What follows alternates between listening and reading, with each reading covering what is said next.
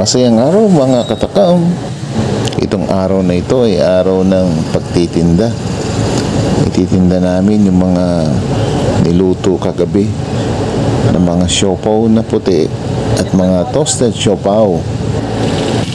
Gumagamit nga pala kami ng mga tarpaulins para madaling mabasa at maintindihan ng mga customers na gustong bumili, lalo na yung mga nagta-travel. Yung tarpaulin na matingkad ba, madaling maintindihan, madaling mabasa at kaakit-akit para mapabili sila.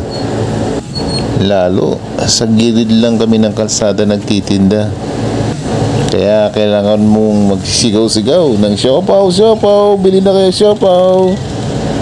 Sana may natutunan kayo kahit kaunti. Maraming salamat sa panonood.